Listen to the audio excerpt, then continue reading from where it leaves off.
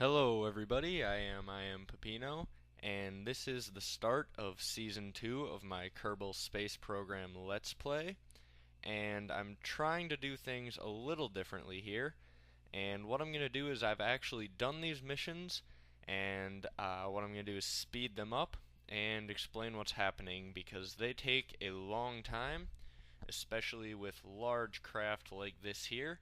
My computer lags a ton when I try to record launching these, so rather than you guys watching hours of missions, this is what I'm going to do. So right here, I might as well explain what we are trying to do.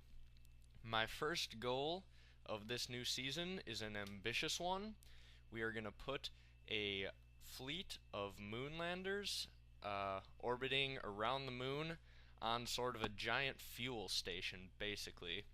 That's the plan. The theme of this season is conquering the solar system, and the first stop is the moon. And so what we're doing here is just launching the core of our station, as well as our fleet of 8 ships, 4 of which are bases that we're going to just land on the surface, and then there's 2 two-man landers and 2 one-man landers.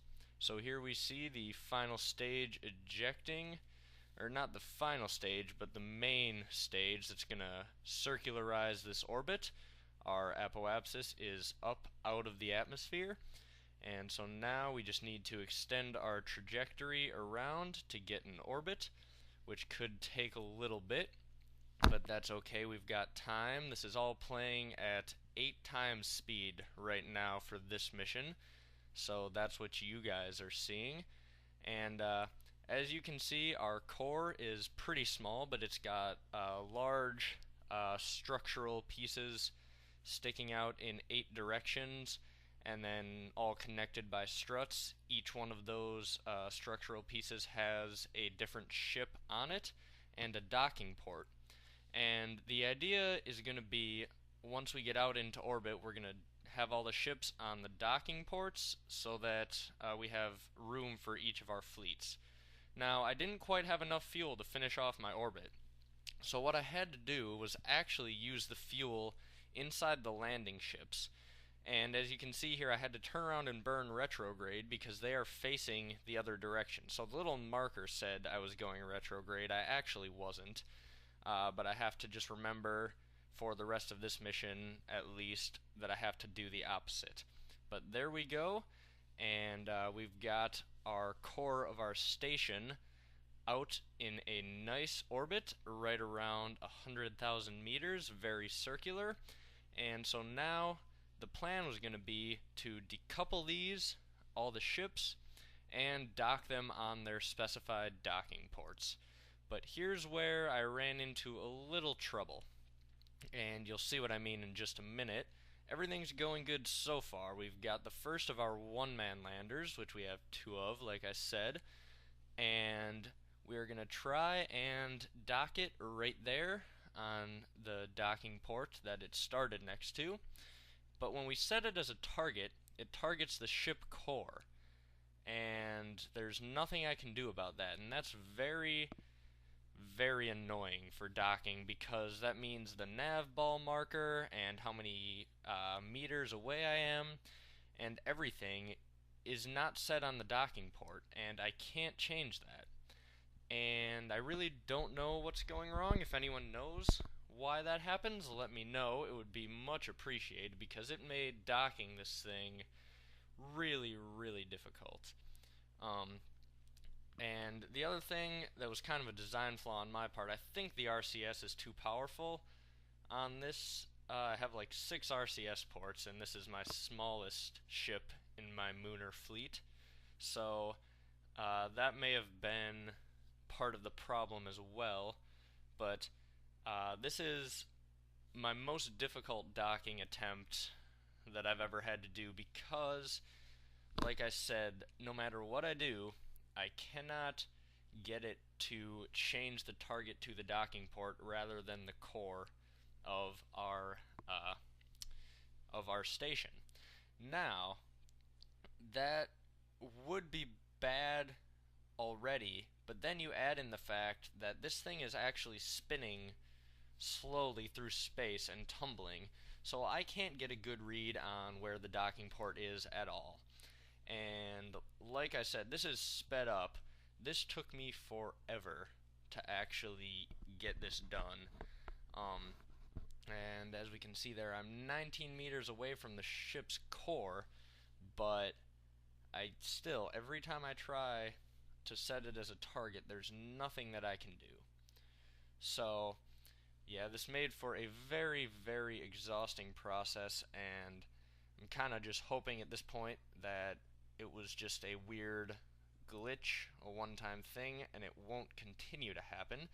But meanwhile, I might as well explain a little bit about each of these landers. This one, as you can see, has one engine in the middle, 3 small fuel tanks, 1 fuel tank in the center there, and just a one-man pod with a docking port on top, some batteries and RCS out on the sides, and this is just going to be sort of a scouting thing to get one Kerbal down to an area of the moon we want to explore, and then bring him back up, hopefully into orbit, assuming that this works. I haven't actually tested any of these landers because of how long this mission actually is taking already.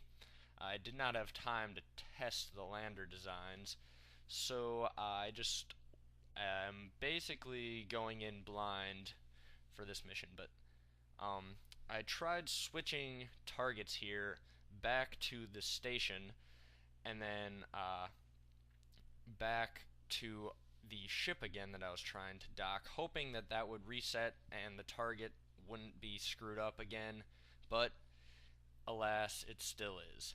So, yeah, still extremely, extremely difficult docking, and it doesn't help that I keep bumping into the little decoupler there. That got in my way a little bit. It was kind of annoying, but I eventually got it out of there. And yeah.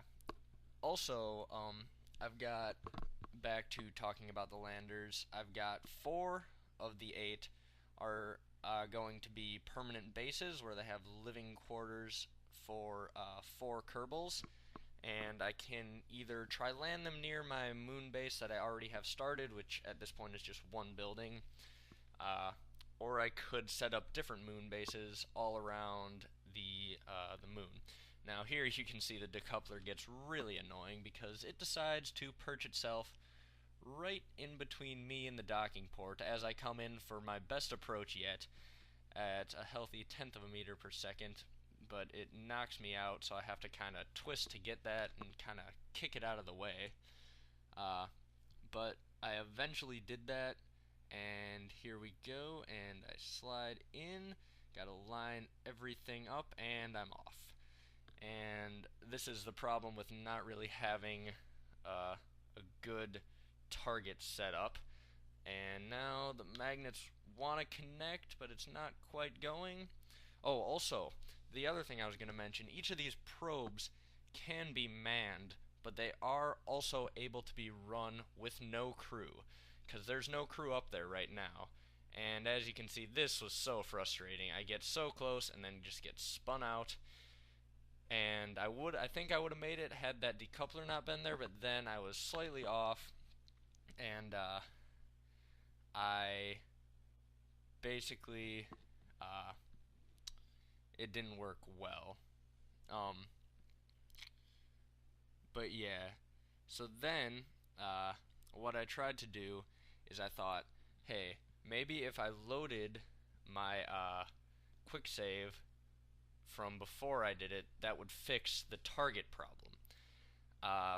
But unfortunately, for whatever reason, it's still going wrong. So I did reload a quick save there just to try and fix this little glitch, but sadly it did not. So I'm back in the same boat again here, having to dock this thing. And remember, I've got 8 of these things. And this has already been a long mission to get this up here. Like I said, you guys are watching this docking thing here at 2 times speed, and the launch and getting the orbit set up was all at 8 times speed. Uh, but this time I realized my problem, so I didn't waste as much time trying to fix it, and I was able to get a better almost docking right there, and then finally the first one docked. Now, being the optimist that I am, I decide, alright, I'm going to try dock the second one. So this is the second ship, the second one-man lander, the exact same design as the first, coming in to be docked. But again, I was hoping that maybe with a different ship, somehow the target thing would work. I don't know, I was just really hoping to get that working at some point, but it never did. So, here we go, coming in for the second docking, or at least trying to. And like I said, it was just really annoying how, like, the core, you have the target on the core, but the arms are actually spinning slowly as this orbits around the Earth, or around Kerbin, rather, sorry. So, yeah, it was very difficult. But, yeah, so leave in the comments also if you want me to try, if there's anything you want me to try explore on the moon once I get the station there. I'm going to put it in orbit, and you'll see how I'm going to do that coming up in a little bit. I'll explain that here soon. But, and if I should try extend my moon base or set up different bases in different locations, we'll figure that all out. Hopefully we can get the orbit somewhere around the equator of the moon, so that we can have a nice uniform orbit and everything, which will make future missions easier. But there we go. The second one-man lander has docked, and it's at this point I realized this is going to take forever, and I can't handle it. So, I'm hoping that at some point I'll figure out how to fix that problem with the target. But what I'm doing now is I open the front shield, and I am now turning this so that it's not going to spin as much through space, because we are bringing up a unit that I call the Pusher. I designed this for missions like this. It gets tons and tons of fuel up into orbit, and then I can refuel it while it's in orbit. And basically the idea behind it, which you'll see it in a second, is I could use it, I could hook it up, dock it to any space station, base, fleet of ships like this, anything, and it should be able to push that base or fleet or ship all the way to just about any planet in the solar system, really. At least that's the idea behind it, and you'll see it is a mammoth of a ship. And here's the launch again at 8 times speed of the Pusher, and I'm gonna try set this up where I can get it docked without too much trouble and using as little fuel as possible, because I do have to refuel this thing, and the more fuel I use, the more refueling missions it's gonna take. And with how much lag these ships are causing already, refueling missions could take me quite a while. Luckily for you guys, they will all be in high speed. But this thing is powerful. The lifting mechanism to get this up into orbit is insane. It will, on occasion, break itself apart, just tear itself apart because it's too powerful. And you see we have a nice intersect there, and it will on occasion blow up due to lack of struts or something like that, but the one thing it won't do is run out of fuel. As you can see, this design can hold like almost 25,000 liters of fuel, and basically if we can have even like a third of that left once we dock, that'll be good, and then we could refuel it from there. And we have a mainsail engine or 6 nuclear engines, and we can use our discretion to decide which one we want to use for any specific mission. So the Pusher is definitely a ship you will be seeing a lot in this season as I try to conquer the solar system. Alright, you see we have a nice intersect here at 0.6 kilometers. So what I'm doing now is just slowing down my speed relative to the target, get that down, and we're going to bring this in for what will hopefully be a nice docking. Now this was going very, very slowly. You're still watching this at 8 times speed. Uh, so, yeah, this took me a long time because these are two very large ships, and I was getting about 4 frames per second for most of this, uh, which has made me alter my original design. My original design, the reason I was trying to dock those ships earlier rather than leaving them attached the way they are now, is I was going to put 2 of these pushers on the ship core there. That's why there's docking ports on each side, and if I had docked all of those other landers, we could have one of these guys attached to each side, and we could basically haul about 50,000 liters of fuel, of liquid fuel, and like close to probably, I think it was like 20,000 of monopropellant into orbit around the moon, which would essentially mean that we could do tons and tons of missions with these landers. They just dock in low moon orbit, and they would refuel from there, and we could go basically explore and conquer the entire moon. That is the idea behind it. But I think that the lag is going to be bad enough with just one of the pushers on our core ship. So I have changed that design a little bit, which is another reason why I'm not going to dock the other 6 landers to the sides. I'm going to leave them attached as they are until we get into an orbit around the moon. So as you can see here, we're coming in pretty close, down within 100 meters of the ship core, and it's looking so far so good.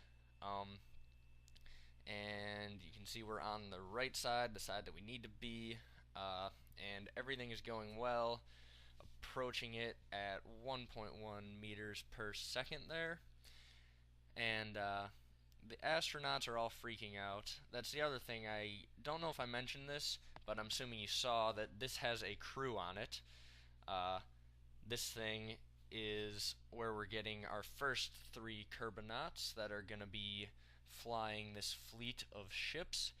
Now, obviously, they are outnumbered more than 2 to 1, landers to astronauts, so we're going to have to bring some more crew up here for this fleet before we send it to orbit around the moon. But that will happen on the refueling missions. I didn't want to put a pod on the core just because I thought this was the most efficient design so that it wasn't going to hopefully break apart as it's being moved around by the pusher. And man, I still just love watching the pusher because it's just massive and bulky, but yet it just got so much fuel that you can do so much with it. Just in my testing, I was able to push a base, like a large base, to Duna with just about a third of the fuel that we have for the pusher. It was down to, I think, even under a third of the fuel, and it was still able to make it to Duna and land a base on Duna, which was pretty cool. And so that was the only test I've done with it, and that was on a different save file, not my Let's Play file, obviously. But so I know that this thing is powerful, and that wasn't even with the nuclear engines. That was just using the mainsail. I added the nuclear engines later, hoping that we can be more fuel efficient. It will take a little longer, but patience is something I can probably deal with, hopefully. And hopefully if we could use these nuclear engines to get to places, we could leave the pusher up in orbit around wherever we're going. And if we need to refuel, we could dock to it. There's docking ports on it. And now see, they're pointed down. Originally, I wasn't planning on having those nuclear engines there. That was a last-second design choice before I launched this mission. Uh, I was thinking having the docking ports there would allow me to either A, attach things like nuclear engines later, because it was an idea I thought about but didn't implement right away. But I figured if I had the 6 docking ports there, I could dock 6 nuclear engines and do that. But then I realized I might as well just attach them right away. But I could also potentially dock 6 ships or probes or whatever it is that we need to carry around. So I think it's a pretty good system. And here we go, we're within 3.2 meters, and there we go. We have docked. The pusher has docked to our station core, and we are ready to wrap up this episode. We have it assembled in orbit. Now we need to refuel it and then get it into orbit around the moon, and we can start doing our Munar missions. So there it is, our Munar fleet, and we have a good amount of fuel left. I believe we have over 10,000 liters, and so we'll need to refuel it a bit. I'd like to fill it all the way up, and we got to remember that the landers are also probably on low fuel because we had to use a lot of the lander fuel to get the core into orbit originally. But either way, a successful but very long first mission, and we will begin the refueling process very soon in the next episode. This has been iampeppino playing Kerbal Space Program. Thank you guys for watching, and remember to subscribe for more awesome videos. We'll see you next time.